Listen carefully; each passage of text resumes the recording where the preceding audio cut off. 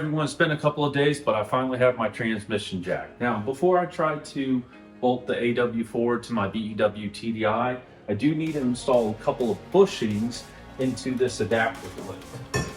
And I also need to figure out where they are. But the bushings will locate the transmission here and here to the adapter plate to center everything. So I'm going to do that first. Once we get that done, I'll install the engine side plate. I'll install the transmission side plate to the engine side plate, and then we will lift this up with the transmission jack, bolt this on, and see how everything fits. So I'm trying a new camera setup. I thought I had started time lapse, and I hadn't. I took a still picture. So I have the 2 dowel pins installed. So now what I'm gonna do is just quickly test fit that, and that fits perfectly actually. So now that I have that installed, I'm going to install the engine plate onto the engine. I'm not doing a permanent install. I'm probably only going to put 2 or 3 bolts in. Then I'm going to install the transmission plate onto the engine plate. Again, only using 2 or 3 bolts. And then we'll put the AW4 on the transmission jack, get it up there, put a couple of bolts in it, and just see where everything lines up. So I'm going to get to work.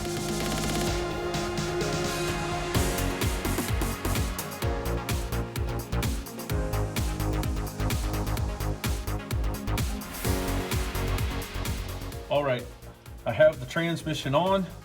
It fits perfectly. Maybe it's just because I've been dealing with the Ford 6R80, which is 200 pounds. Getting this transmission into place was a breeze. I think I showed you this in a previous video. I bought this wrecked 2004 TJ Rubicon. I am going to be using the NP241OR, or I believe it's called the, can't remember off the top of my head. That is what's going to be going in my diesel swap TJ Wrangler. So I'm going to see if I can easily get the transfer case off of this real quick. All right, let me show you what I'm working with here. I've propped up the Wrangler on some vehicle ramps, whatever you want to call them, that were left over on my property. I have pieces of wood underneath of each end so it doesn't sink, and that should give me enough access to get to my NP241OR transfer case up in there.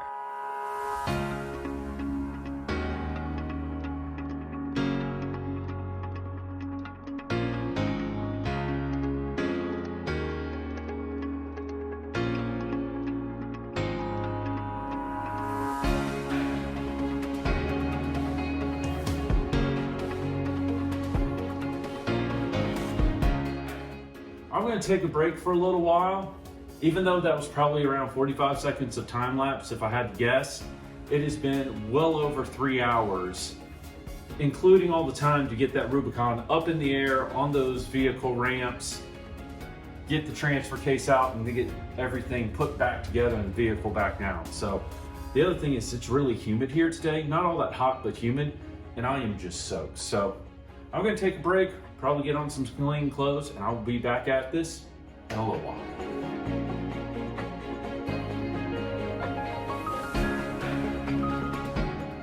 Got the Rubicon transfer case in. That was interesting. Normally I would just deadlift an NP231 because of how light it is. This is a lot heavier than an NP231, and I just didn't feel safe trying to lift this off my chest into place, which is why I took my time with the transmission jack. The other thing I am noticing is I'm glad I went ahead and test fitted this, because if I put the transmission as high as I wanted to, the transfer case was going to hit the body right around here.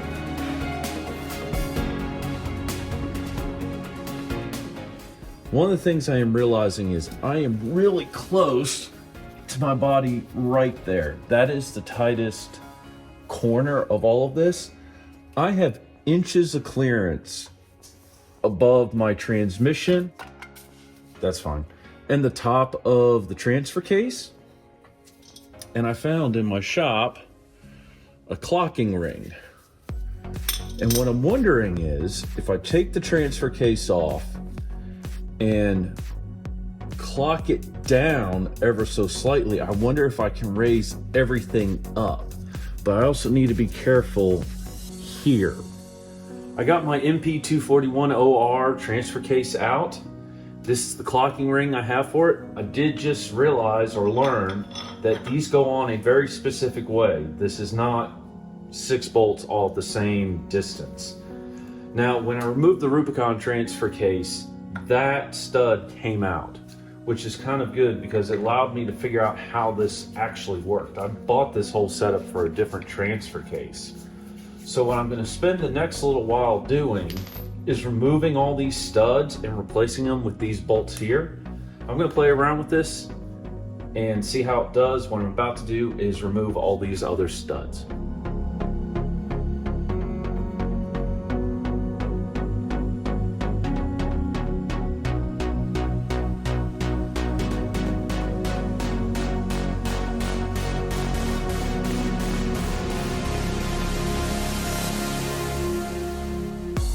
I only put 3 of the studs in.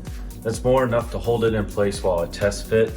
I went ahead and just switched to vice grips because I realized I don't need the threads here and I don't need the other threads on the end of the stud that sticks out, and it just made life so much easier.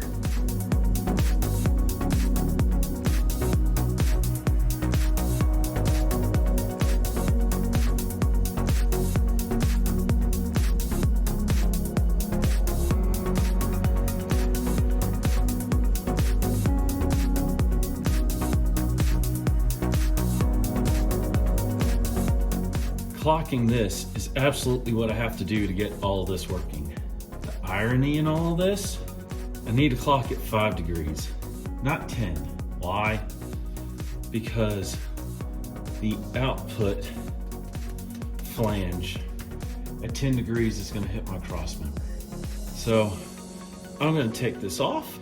I'm going to swap around the things, and I'll report back in a little while once it's back up again. It's been an hour and I have the transfer case reclocked. I only have 2 studs in it holding it, 1 on each side, which is fine because I'm still prototyping everything at the moment. But this is gonna work. I have 1 bracket that I'm probably gonna cut off on the top, so it will clear the body just fine. What I didn't realize is putting that clocking ring on it has actually spaced the transfer case backwards slightly, and that's given me so much more room.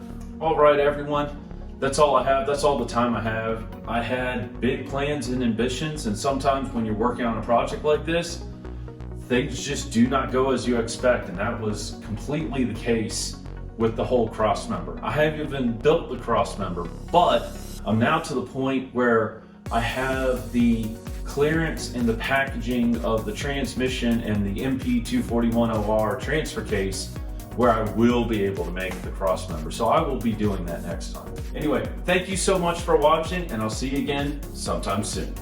Goodbye.